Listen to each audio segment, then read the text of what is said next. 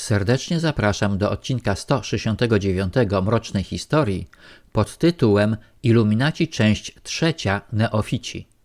W odcinku 168 opowiedziałem o związkach zakonu iluminatów z masonami. W tym odcinku opowiem o rekrutacji i szkoleniu neofitów w zakonie iluminatów. Proces rekrutacji neofitów do zakonu iluminatów przebiegał wielostopniowo. Pierwszym stopniem była obserwacja, podczas której iluminat, tzw. insynuator, potajemnie obserwował kandydata, jego nawyki, znajomych, czytane książki. Jeśli kandydat wydawał się odpowiedni, inteligentny, otwarty, ale niezadowolony z obecnego porządku, rozpoczynano proces wabienia. Po zwabieniu przyszłego iluminata następował najważniejszy etap zapobiegający ewentualnej dezercji, podobnie jak w wojsku. Etap nazywał się inicjacją, w czasie której nowy członek składał przysięgę absolutnej tajemnicy i posłuszeństwa. Otrzymywał pseudonim i był informowany, że należy do potężnej organizacji, która zmieni świat. Kolejnym etapem była edukacja neofity, polegająca na intensywnym programie samokształcenia. Oprócz przymusu czytania zaleconej literatury, od klasyków po współczesnych filozofów, neofita musiał prowadzić szczegółowy dziennik, tzw. quibus licet komu to wolno, w którym opisywał swoje postępy i słabości. Raporty te były regularnie przesyłane do jego przełożonego. Jeżeli neofita wykazał się lojalnością, postępami w nauce i zdolnością do utrzymania tajemnicy, miał szansę na awans w zakonie.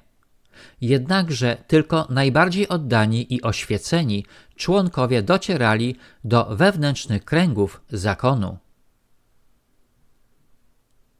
Po zwabieniu neofity i wstępnej edukacji kandydat na iluminata rozpoczynał klasę pierwszą, tak zwany żłobek. Na tym etapie neofici nie znali prawdziwych celów organizacji. W klasie pierwszej były 3 poziomy, które musiał przejść neofita. Poziom pierwszy – nowicjusz. Kandydat nie wiedział, że jest oceniany. Jego charakter, poglądy i sieć kontaktów były analizowane przez jego werbownika. Poziom drugi – minerwal. Członek stawał się minerwalem. Uczestniczył w spotkaniach, gdzie dyskutowano nad dziełami filozoficznymi i naukowymi. Miał obowiązek prowadzenia dziennika i pisania raportów o swoim rozwoju. Poziom trzeci – iluminat mniejszy.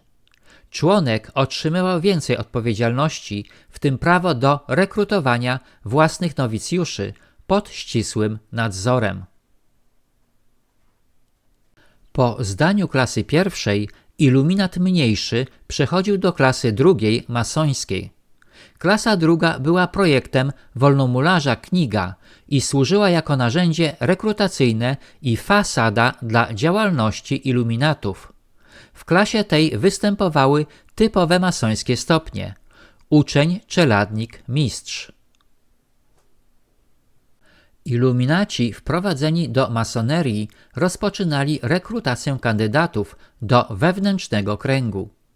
Pierwszy prawdziwy stopień masoński iluminatów to iluminat wyższy. Posiadaczowi tego tytułu ujawniano niektóre informacje o celach zakonu. Stopniem wysokim był iluminat rządzący, którego posiadacze mieli uprawnienia do zarządzania lożami i kierowania innymi iluminatami w strukturach masońskich. Do klasy trzeciej misteria docierali tylko nieliczni, najbardziej zaufani członkowie. Członkowie tej klasy znali ostateczne, rewolucyjne cele zakonu. W klasie trzeciej istniały 2 poziomy. Poziom pierwszy – mniejsze misteria, kapłan, regent. Iluminaci na tym poziomie byli szkoleni w zakresie zarządzania i przywództwa. mieli za zadanie kierować prowincjami zakonu i nadzorować niższe stopnie. Poziom drugi. Większe misteria, magus, król. Ten poziom to elita zakonu. Iluminaci z poziomu drugiego byli wtajemniczani w całość filozofii Weishaupta, ateistyczny racjonalizm i plan zastąpienia wszystkich państw i religii globalnym, oświeconym porządkiem. Najwyżsi przywódcy tworzyli radę zarządzającą tzw. areopagitów. Jak widać, struktura zakonu iluminatów była bardzo skomplikowana i głównie za sprawą kniga przyjmująca charakter masoński. Jednakże powstaje pytanie, czy założyciel zakonu iluminatów w Bawarii, Weishaupt, był faktycznie twórcą systemu, który nazwał iluminizmem. Aktualnie gotowe do sprzedaży są 3 tomy zamazanych obrazów, które będą dostępne tylko w formie papierowej. Ponieważ produkcją książek zajmuję się osobiście, nakład jest ograniczony. Zainteresowanych nabyciem książek proszę o kontakt e-mailowy na janbalc@wp.pl. Serdecznie pozdrawiam. Tom pierwszy Trylogia jest wprowadzeniem do świata iluzji i dzieli się na 3 zeszyty. Zeszyt pierwszy Iluzja, zeszyt drugi Wiatr ze wschodu oraz zeszyt trzeci Wiatr z zachodu. Proszę przeczytać opis do książki. Tom drugi Płonąca pochodnia Prometeizm, zeszyt czwarty.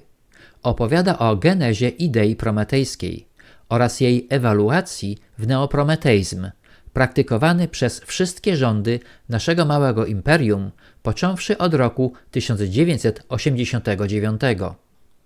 Bez znajomości tego fragmentu historii, obejmującego ponad 100 lat, zrozumienie działań rządu nad Wisłą nie jest praktycznie możliwe. Zachęcam do przeczytania opisu. Tom trzeci Płonąca pochodnia, Wilcze echa, zeszyt 5. Jest kontynuacją trylogii i prometeizmu. Historia, o której piszę, nawiązuje do polskiego prometeizmu oraz tłumaczy nasze stosunki z Ukraińcami. W książce tej zawarłem dużo odpowiedzi na nurtujące Polaków pytania i zawiera ona wprowadzenie do kolejnego tomu 4 Polska Bryza, który ukaże się wkrótce. Proszę przeczytać opis do książki. Chętnych do pogłębienia wiedzy i gotowych do zakupu książek proszę o kontakt e-mailowy. Zapytania dotyczące kupna proszę kierować na janbalc@wp.pl. Zachęcam do zakupów i pozdrawiam. Na tym zakończę odcinek 169, w którym opowiedziałem o rekrutacji i szkoleniu neofitów oraz organizacji wewnętrznej zakonu iluminatów. Serdecznie zapraszam do odcinka 170 pod tytułem Iluminaci część 4 Echa Gnostyków.